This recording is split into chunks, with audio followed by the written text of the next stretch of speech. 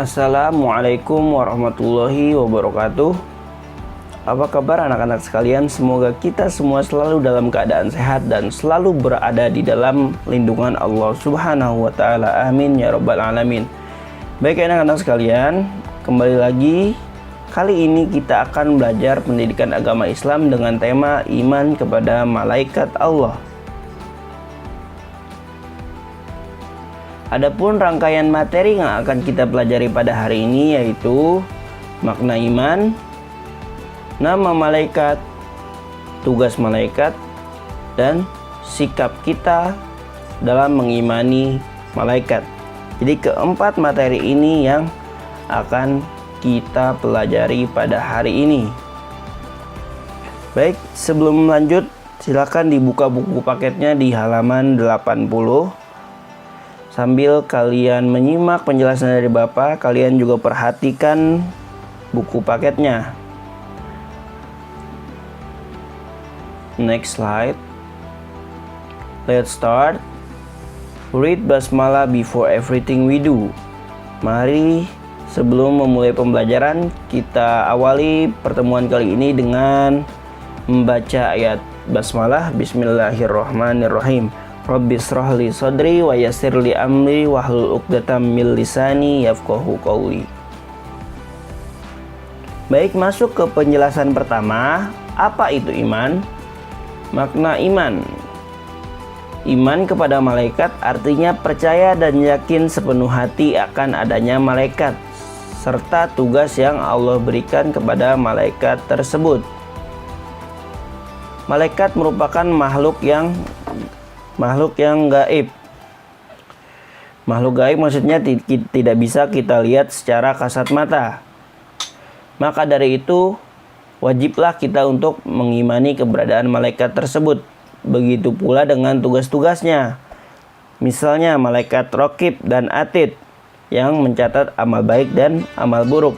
Kita wajib mengimani bahwa segala perilaku kita, baik itu perbuatan baik ataupun perbuatan buruk, selalu dicatat oleh kedua malaikat tersebut, kapanpun dan dimanapun, karena malaikat itu tidak tidur, tidak makan dan tidak minum, nggak ada istirahatnya. Jadi kapanpun dimanapun perbuatan baik selalu dicatat, begitu pula perbuatan buruk selalu dicatat oleh malaikat Raqib dan Atid. Nah, tiap perbuatan itu akan ada balasannya. Misalnya kita berbuat kebaikan sekecil apapun, maka akan ada pahalanya. Begitu pula kita berbuat keburukan sekecil apapun, maka akan ada balasannya juga. Kemudian, siapa sih malaikat? Malaikat merupakan makhluk Allah yang diciptakan dari cahaya. Malaikat diciptakan oleh Allah tanpa nafsu. Para malaikat merupakan makhluk yang sangat taat terhadap segala perintah Allah. Jadi malaikat diciptakan dari cahaya, sedangkan iblis dari api dan manusia dari tanah. Di surah At-Tin disebutkan, laqad khalaqnal insana fi ahsani taqwim. Sungguh kami telah menciptakan manusia dengan ciptaan yang sebaik-baiknya. Kenapa disebut sebaik-baiknya? Karena kita lihat malaikat diciptakan oleh Allah dengan akal, akan tetapi tidak dengan nafsu. Maka dari itu malaikat tidak pernah sekalipun maksiat terhadap Allah. Malaikat selalu menuruti apa yang Allah perintahkan. Kemudian Allah menciptakan hewan dengan syahwat atau dengan nafsu, akan tetapi tidak dengan akal. Maka dari itu hewan lebih rendah dari manusia karena tidak memiliki akal, hanya memiliki nafsu. Nah, sedangkan manusia memiliki dua hal tersebut, memiliki akal dan juga memiliki nafsu. Maka dari itu manusia yang dapat mengontrol nafsunya, dapat mengatur nafsunya, dapat menggunakan akal dengan sebaik-baiknya, maka derajat manusia akan melebihi malaikat. Akan tapi ada juga manusia yang derajatnya sama dengan hewan, yaitu yang berbuat keburukan terus, yang tidak menggunakan akal yang telah dianugerahi oleh Allah Subhanahu wa taala. Karena salah satu hal yang membedakan manusia dari hewan yaitu akalnya. Manusia yang berakal tentu tidak akan berperilaku seperti hewan. Kayak gitu. Jadi manusia merupakan ciptaan Allah yang sebaik-baiknya karena memiliki dua hal tadi, memiliki akal dan memiliki nafsu. Dan orang yang bertakwa di sisi Allah maka derajatnya akan lebih tinggi bahkan dari malaikat. Karena malaikat nggak memiliki nafsu, ya tentu malaikat tidak pernah bermaksiat. Sedangkan manusia dikasih nafsu, akan tetapi bisa menggunakan akalnya untuk menahan nafsu untuk bermaksiat kepada Allah. Tentunya manusia akan jauh lebih baik derajatnya dibanding malaikat. Seperti itu.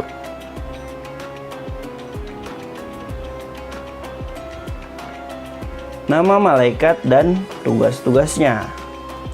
Jumlah malaikat pada dasarnya tak hanya 10, akan tetapi bisa mencapai ribuan.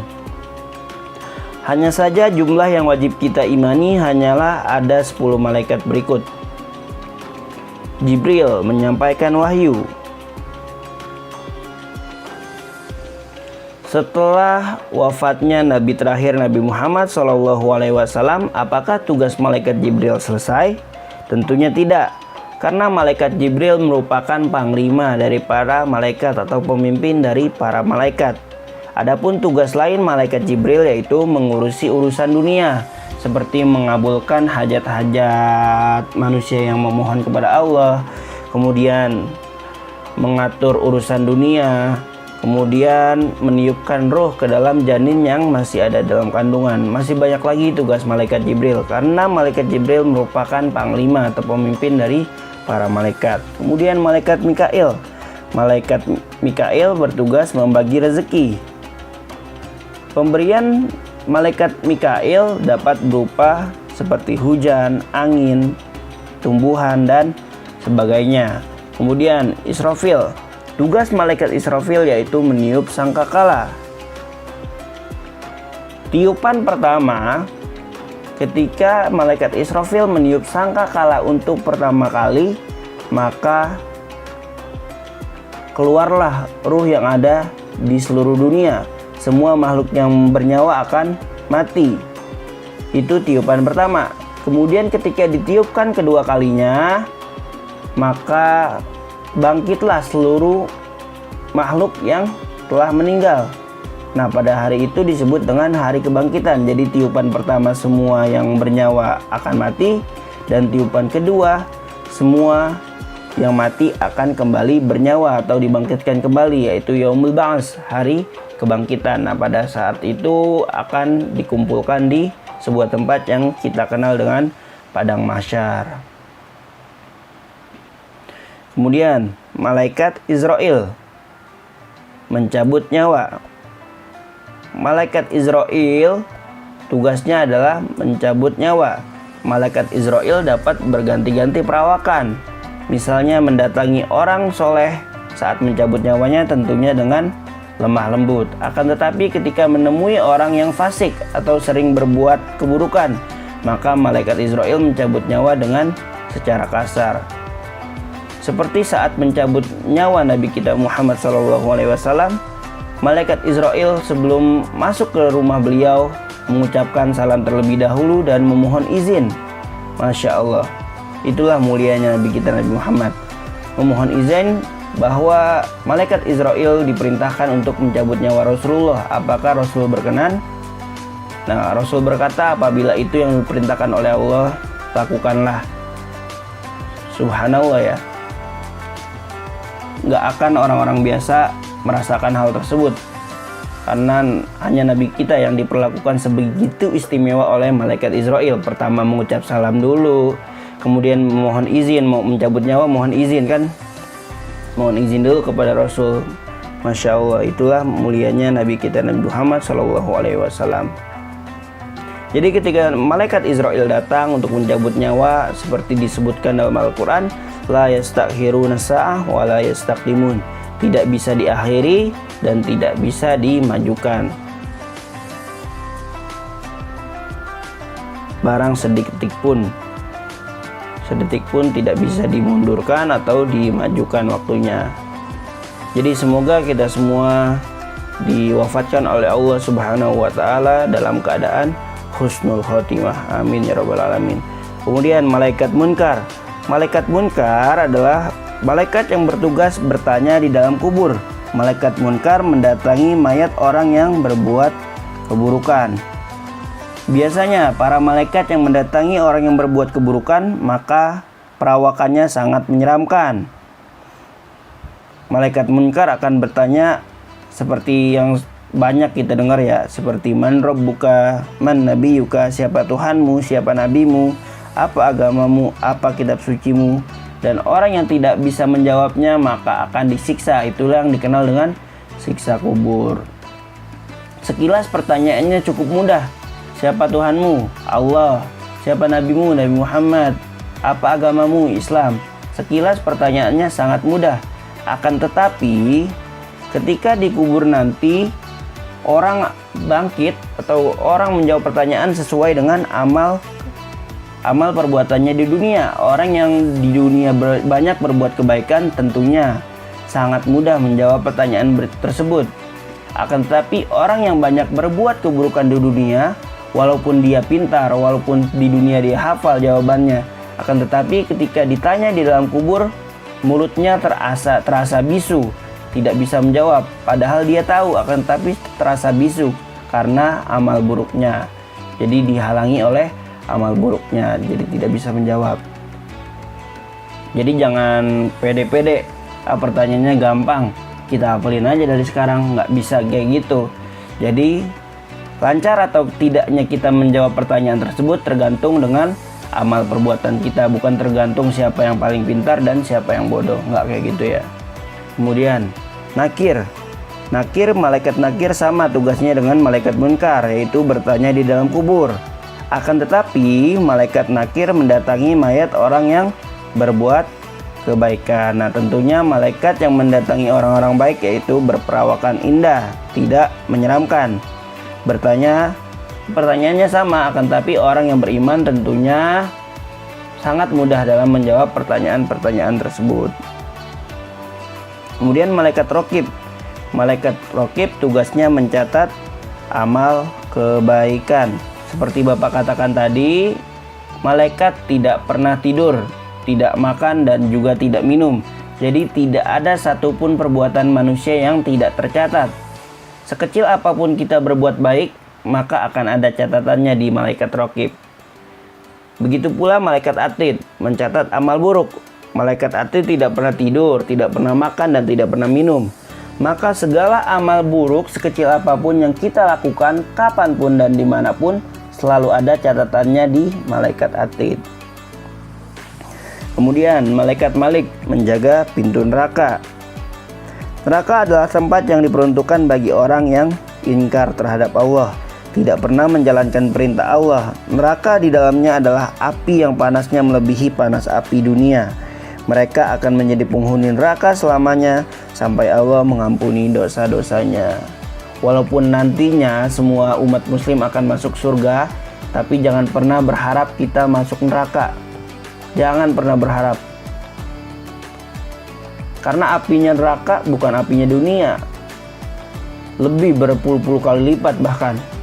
Jadi jangan pernah berharap walaupun satu hari di neraka bisa mencapai 500 tahun di dunia.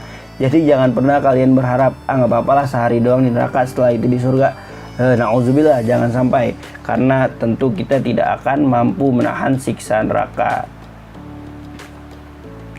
Orang yang masuk surga akan abadi menikmati keindahan surga. Begitu pula yang di neraka akan abadi, misalnya disiksa, dibakar hidup-hidup, kemudian meninggal.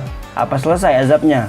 Enggak, akan tapi dibangkitkan lagi, dihidupkan lagi, disiksa lagi, meninggal, bangkitkan lagi, seperti itu seterusnya. Jadi na'udzubillah, jangan sampai ada yang beranggapan nggak apa-apalah di neraka dulu.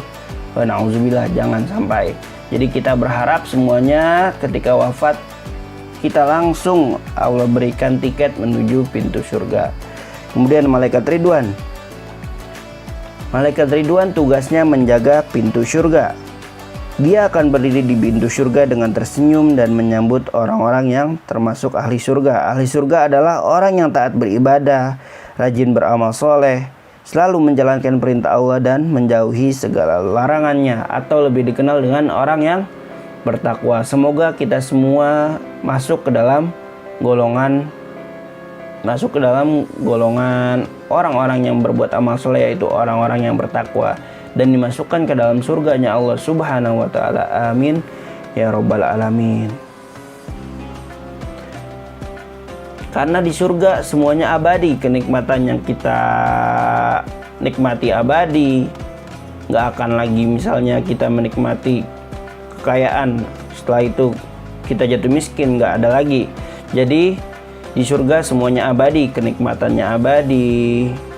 Bahkan ketika di muda, semua orang akan kembali muda lagi, nggak akan tua lagi, karena sudah kekal. Kehidupan di akhirat itu kekal, tidak seperti kehidupan di dunia. Nah, itu dia tadi 10 malaikat. Maaf nih Bapak salah nomorin. 10 malaikat berikut tugas-tugasnya. Jadi kita wajib mengimani akan adanya malaikat, begitu pula tugas-tugas yang diemban oleh para malaikat tersebut. Next. Iman pada malaikat, mengamalkan sikap iman kepada malaikat. Nah, ketika kita mengaku beriman kepada malaikat, apa aja sih hal yang harus kita lakukan dalam kehidupan kita sehari-hari? Yaitu pertama, rajin membaca kitab suci Al-Quran. Al-Quran merupakan wahyu sekaligus mukjizat Nabi Muhammad yang diturunkan kepada Nabi melalui malaikat Jibril. Membaca Al-Quran setiap hari merupakan bukti bahwa kita meyakini akan adanya malaikat. Kemudian, tekun beribadah kepada Allah. Ibadah merupakan bekal untuk menghadap kepada Allah, karena kita semua akan mati. Dengan beribadah kepada Allah dapat membuat kita dekat kepadanya. Beribadah bisa dengan sholat 5 waktu, berzikir, berpuasa sesuai contoh Rasulullah dan lainnya. Ketiga, senang berbuat kebaikan kepada siapapun. Nah, salah satu sikap yang ditonjolkan dari orang yang beriman kepada malaikat yaitu senang berbuat kebaikan kepada siapapun dan dimanapun. Karena tadi itu, sekecil apapun kebaikan yang kita perbuat akan ada catatan amalnya, dan tentunya sekecil apapun kebaikan itu akan Allah balas. Begitupun sebaliknya, apabila kita berbuat keburukan, sekecil apapun keburukan yang kita lakukan akan Allah balas dengan azab. Jadi na'udzubillah. Kemudian keempat, meninggalkan perbuatan tercela kapanpun dan dimanapun. Nah, itu dia tadi, sekecil apapun keburukan yang kita lakukan pasti tercatat di buku catatan malaikat. Jadi jangan sampai kita merasa kita ngumpet nih, nggak bakal ketahuan. Nggak ada istilahnya kayak gitu. Mungkin di mata manusia kita tidak terlihat, akan tapi di mata Allah dan di mata para malaikatnya kita selalu terlihat.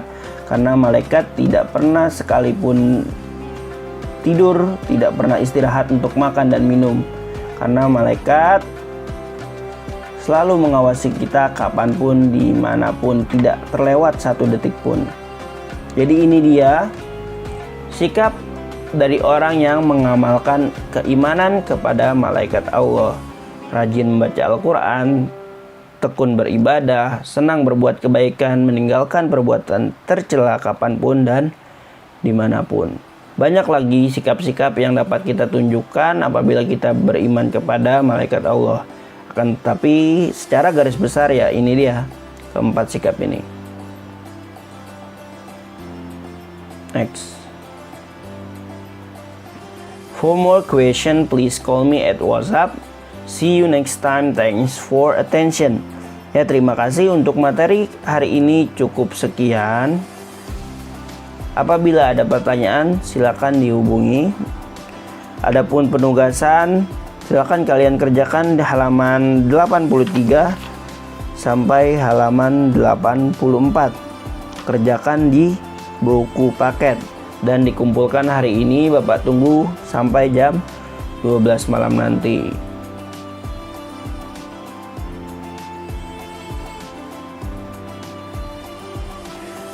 Oke, itu dia pelajaran hari ini. Semoga bermanfaat untuk kita semua dan juga bagi Bapak. Semoga kita semua selalu Allah jadikan orang yang gemar berbuat kebaikan hingga nanti kita diwafatkan oleh Allah dalam keadaan husnul khotimah dan dibangkitkan lagi bersama para orang-orang soleh, kemudian masuk ke surganya Allah Subhanahu wa Ta'ala. Amin ya Rabbal 'Alamin. Baik, cukup sekian dari Bapak. Apabila ada salah-salah kata, mohon maaf, mohon dikoreksi. Akhirul kalam, aku lakum, wassalamualaikum warahmatullahi wabarakatuh.